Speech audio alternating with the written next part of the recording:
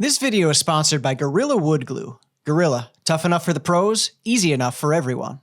Ladies and gentlemen, welcome back to Gunflint Designs. My name is Mark, and today we're going to do maybe a little bit smaller project than I usually do. And after the year of kitchen cabinets and home remodels and all these big projects, it's going to be a nice little palate cleanser to do something smaller and have a quick win.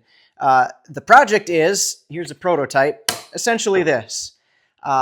My youngest kid has become quite the rock nerd, and he loves to wander around the yard and different places that we visit and picks up the most interesting rocks that he can find, and then he gives them to my wife as a present. So Katie has quite the collection. This is just a little bit of it. Has a collection of nice rocks that she'd like to display on the wall. And a year ago, before we started the kitchen project, this was kind of the prototype. This was the idea of what she wanted to have. So we put this one together out of just 1/2-inch plywood, and these are the hexagon shape is really where she wanted to start with. And the idea here is this will hang on the wall, and then she'll get little compartments and shelves and stuff to, come on now. It works really well if I hang it on the wall. It's a little bit cumbersome if I'm trying to stand it here up like this, but there we go. You get the idea. Little nooks and crannies and compartments to display this on the wall. And then we're going to make this is kind of the standard for the size that we're going with, but we'll make a little bit bigger, we'll make a little bit smaller, and then you can take these and hang them in different positions on the wall and kind of make a mosaic of this.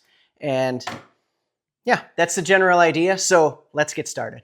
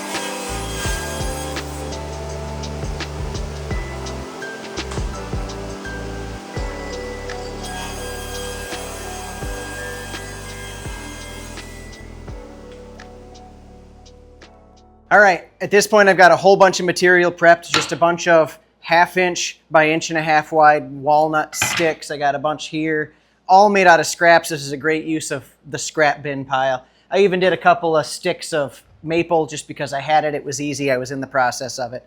We'll make 1 or 2 of these that are different color.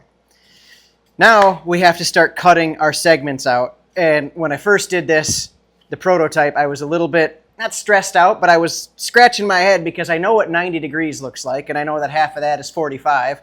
That's not that complicated, but what angle is this? Well, that's what the Google is for. Every angle here is 60 degrees, and if you divide that by 2, it's 30 degrees. So all I have to do is put a 30-degree angle on my ends, and I can make the outside of this, and then depending on my angles on the inside, what I want to do with that, we'll get to that a little bit later. But right now, I have to cut a bunch of stuff with 30-degree angles on it, and my miter gauge here makes that really, really easy. It actually has the reading on it, pretty nice, and then I can pull a pin, and it even has a detent at 30 degrees. So if I want to just, boop, it just stopped for me. Right there, it locked in. And that's my 30 degrees. I didn't even have to measure anything because I trust this. So now it's time to fire up the table saw to make all these angled cross cuts. I swapped out the ripping blade for a high tooth count cross cutting blade, so this should cut really, really clean and nice, and then we can start forming stuff together.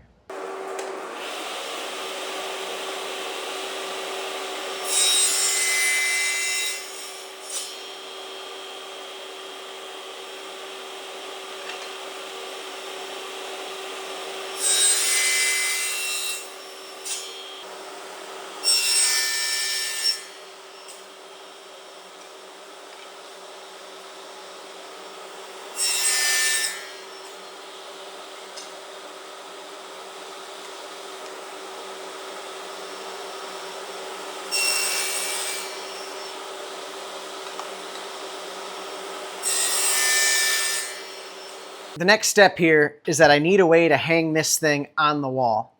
And what I think is going to be easiest is to just run a little bit of a keyhole slot in the back of this, so you put a screw or a nail in the wall and you hang it from it. The problem is if you hang it from the center and then you have a rock on this side that's heavier than the rocks on this side, it pivots on the wall. So we're actually going to put 2 slots in it, so you're going to have 2 screws in the wall 4 inches apart roughly, and that's where this fixturing comes together. I can take my one segment that's going to have the notches and I can drop it in here, and right here it's going to cut my left side, and then I'll pull this spacer block out and it'll cut my right side, and everything will be really nice and really simple.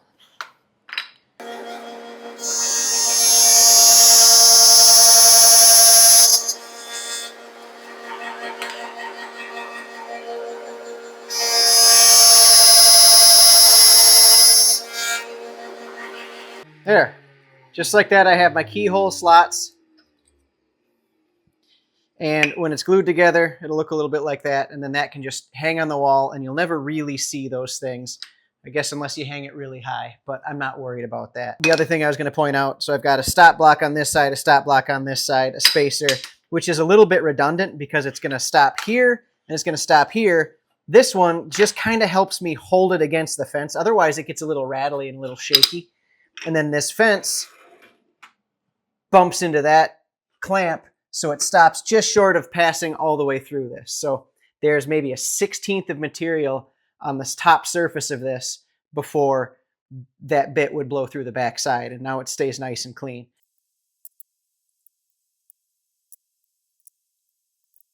Now it's time to talk about today's sponsor, Gorilla Wood Glue. I decided I wanted to try and make this little project without any sort of pins or fasteners, and I wasn't looking to make any more complicated joinery either. So in order to bring all the pieces together and make them stay together, I needed a glue that was up to the challenge. I used a silicone brush to apply small amounts to all of the joining surfaces and tried to only use as much as I absolutely needed because I wanted to avoid squeeze out, since all the tight inside corners would be a nightmare to clean after the fact. Well, Gorilla Wood Glue starts out white and dries almost completely clear, so even if you do end up with a little squeeze out, it's actually really hard to see after it dries. In fact, I wanted to see just how clear it was, so I left the glue in my pan for a couple of days, and when it came time to clean it out, I was impressed at how little color there was, especially compared to some of the other brands I've used in the past that start yellow and dry even yellower. I've actually used those other brands for years because it was all that I knew, but having recently made the switch, I've already decided that I'm sticking with Gorilla Wood Glue from now on because the results speak for themselves. Gorilla, trusted by pros, easy for everyone.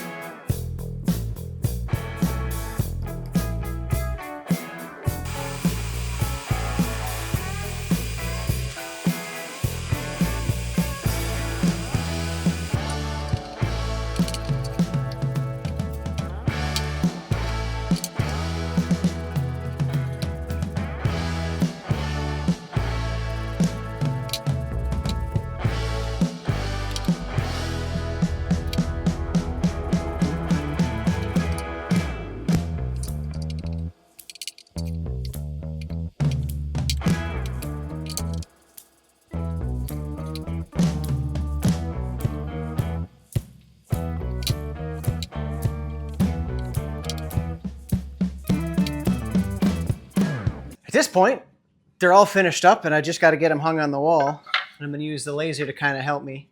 Katie kind of pointed me out to how she wanted these to go, and we're going to put just 3 of them on the wall for now. And we're going to put the big one right there on that line, and a medium one more like down here, and then a smaller one. It's going to go down here, so we're going to have the 3 different sizes.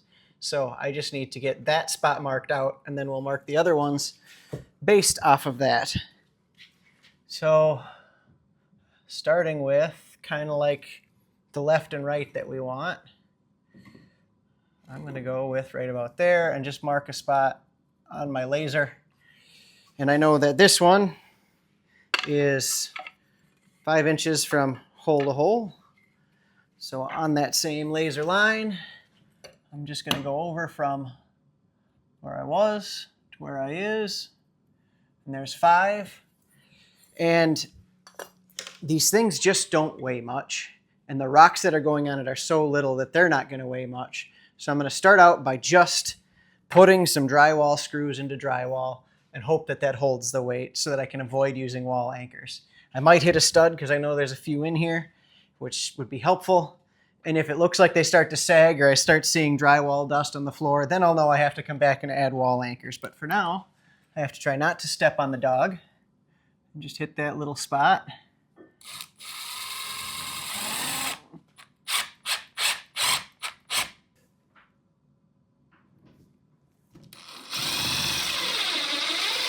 And as I look at that, that laser beam goes absolutely through the center of the plus sign on that Phillips head screw. And pop it down. And there we go. So that's the first one. Then we kind of have to decide where the second one and the third one end up going. And the blue tape was just sort of a general, this is about the spot.